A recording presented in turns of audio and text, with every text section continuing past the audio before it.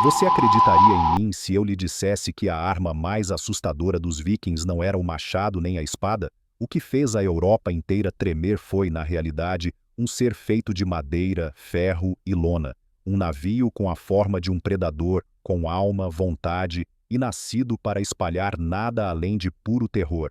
O navio viking não era apenas um meio de transporte, era o primeiro golpe em cada batalha, um impacto que não visava romper muralhas, mas sim esmagar a vontade de resistência do oponente.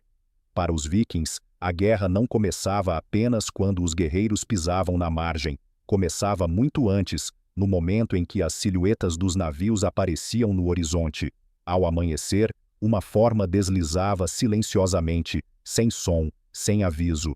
Aquilo não era apenas um barco, era a mensagem de aniquilação que se aproximava. O design do navio permitia que ele surgisse onde ninguém esperava e em um momento em que ninguém estava preparado.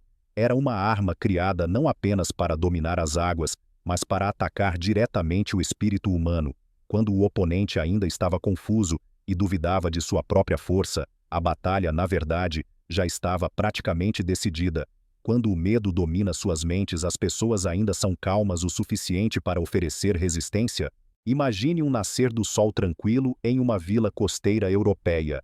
A água está lisa como um espelho. A névoa ainda não se dissipou completamente. Então, dessa névoa, surge gradualmente uma sombra escura, silenciosa e lenta. Não é um barco de pesca nem um navio mercante. É a proa de um navio viking, cuja cabeça de dragão ou serpente se ergue alta e olha diretamente para a margem, como uma promessa silenciosa do caos que se aproxima. Então não surge apenas um. Após o primeiro, vem um segundo, depois um terceiro, depois dezenas de outros. Uma frota inteira avança em ordem gélida. Essa visão é suficiente para paralisar a vontade de resistência de qualquer um. Ela demonstra organização, riqueza e determinação clara. Não há mais dúvidas. Esta não é uma visita casual, mas um ataque calculado. As cabeças esculpidas na proa não eram apenas decorativas.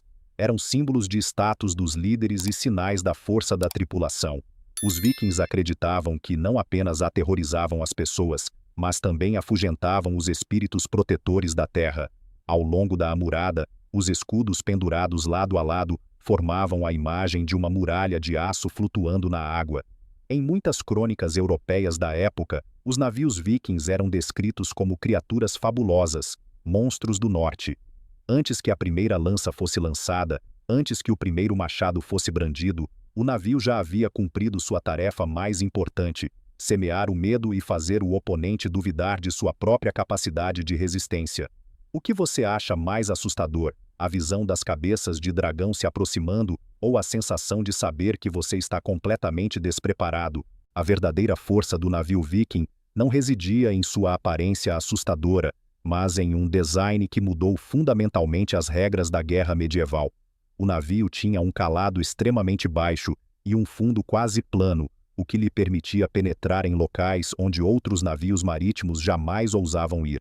A partir da foz do rio, os navios vikings podiam avançar silenciosamente dezenas ou até centenas de quilômetros terra adentro. Os reinos europeus da época concentravam toda a sua defesa nas costas. Fortalezas eram erguidas para repelir inimigos vindos do oceano, mas eram totalmente impotentes contra ataques por trás.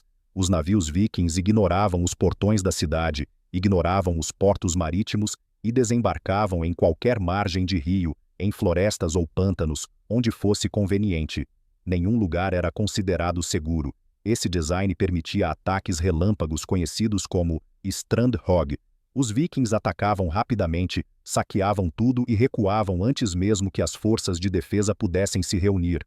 Se fossem detectados, os navios leves e ágeis podiam virar instantaneamente, remar rio acima ou navegar com o vento para desaparecer. Qualquer tentativa de perseguição com navios pesados era sem esperança. O conceito de uma linha de defesa ainda existe quando o inimigo pode aparecer em qualquer lugar e desaparecer a qualquer momento.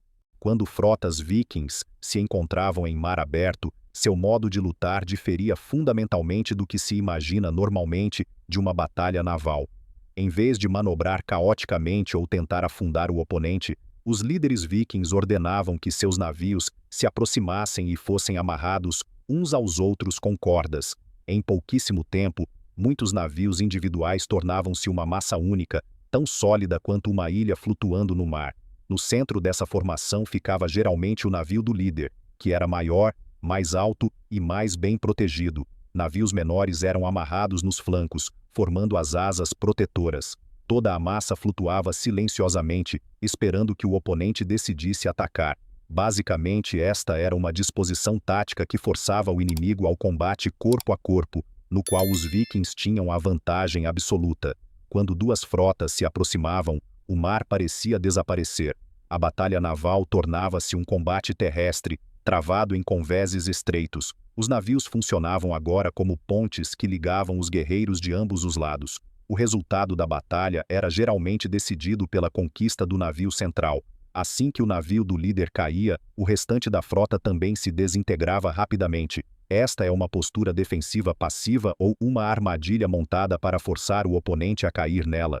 Nas batalhas navais dos vikings, o objetivo principal nunca era afundar os navios inimigos. Para eles, o navio, a carga e também os guerreiros a bordo eram espólios valiosos.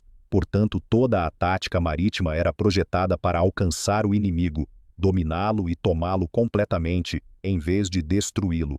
Os navios vikings leves e extremamente ágeis aproximavam-se do oponente em paralelo. Assim que a distância era curta o suficiente, começava a primeira fase da batalha. Flechas e lanças eram disparadas para varrer o convés adversário. Os guerreiros buscavam proteção atrás de escudos ou da amurada alta, para evitar contra-ataques. Essa troca de golpes era rápida e intensa, servindo apenas para ganhar vantagem antes da manobra final de aproximação. Quando o momento certo chegava, longos ganchos de abordagem eram lançados sobre a amurada do oponente para prender os dois navios um ao outro. A partir desse instante, o convés tornava-se o único campo de batalha. Os guerreiros mais experientes saltavam primeiro, criando uma base para seus companheiros que vinham em seguida. O espaço estreito não permitia que ninguém recuasse. Se o navio viking fosse mais alto, a vantagem era ainda mais clara, pois atacavam de cima para baixo.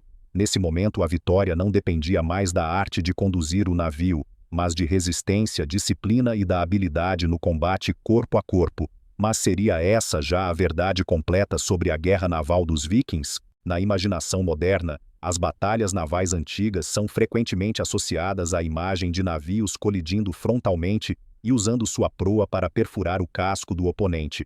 Mas para os vikings, isso era quase apenas um mito. A verdade residia na maneira como construíam seus navios. Os navios vikings eram feitos com a técnica de clinker, na qual as tábuas eram sobrepostas, resultando em um casco flexível e elástico. Esse design ajudava o navio a resistir às fortes tempestades do Mar do Norte, adaptando-se às ondas em vez de lutar contra elas. Justamente por causa dessa alta flexibilidade, o casco de um navio viking não era de forma alguma adequado para manobras de abalroamento frontal. Um impacto violento em alta velocidade provavelmente teria destruído o próprio navio antes que danos graves fossem causados ao oponente. Os vikings não possuíam esporões de bronze pesados como os navios de guerra do Mediterrâneo, nem tinham a massa necessária para tornar o abalroamento uma arma eficaz. As colisões relatadas nas sagas eram, na maioria, apenas acidentes ou golpes táticos que visavam quebrar os remos ou danificar a amurada mais baixa. A verdadeira força do navio viking não estava no peso, mas na velocidade, na agilidade e na precisão na aproximação. Por que então essa imagem dramática do abalroamento persiste tão tenazmente até hoje? Para os vikings, o navio era mais do que apenas um meio de guerra. Era o centro de cada campanha, a base de todo um modo de lutar e viver. Em longas expedições, o navio era simultaneamente moradia, depósito de suprimentos e o único meio de transporte.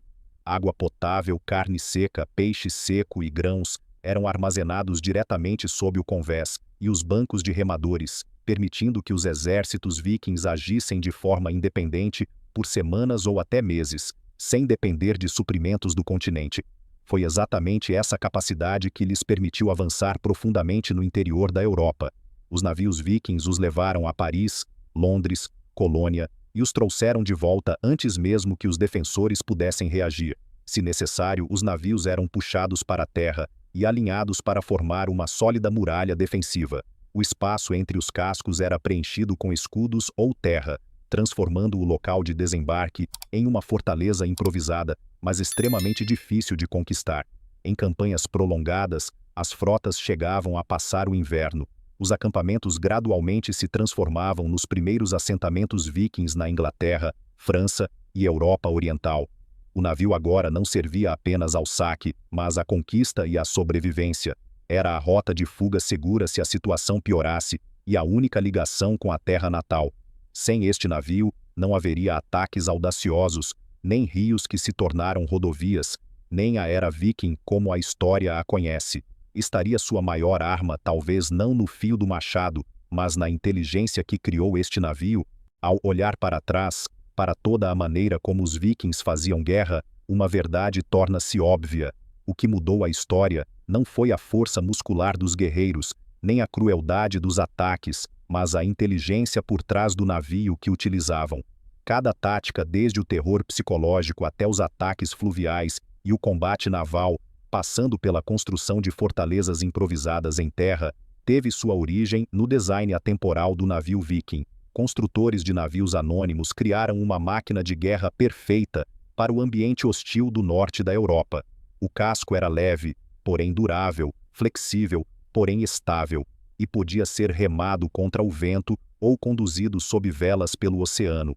Cada detalhe, desde o baixo calado até a construção em clinker, foi o resultado de centenas de anos de experimentação e acúmulo de experiência.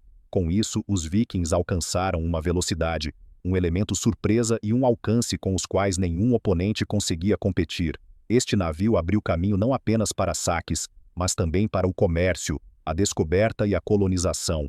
Sem ele não haveria rotas fluviais que se tornaram corredores de invasão, nem cidades atacadas por um lado de onde ninguém esperava, nem vestígios vikings que se estendem por toda a Europa, Groenlândia ou até mesmo América. Seu verdadeiro legado não está em lâminas de machado enferrujadas, mas no conhecimento e no pensamento técnico que estava muito à frente de seu tempo. Os vikings não apenas navegavam, eles lutavam com o próprio navio, e talvez a arma mais forte que deixaram para a história seja esta lição. A inteligência, quando bem aplicada, pode tornar-se um poder mais assustador do que qualquer lâmina. Qual desses fatores você acredita que tornou o navio viking mais perigoso? A capacidade de ataque surpresa em rios, a força psicológica ou a flexibilidade em qualquer situação? Compartilhe conosco seus pensamentos.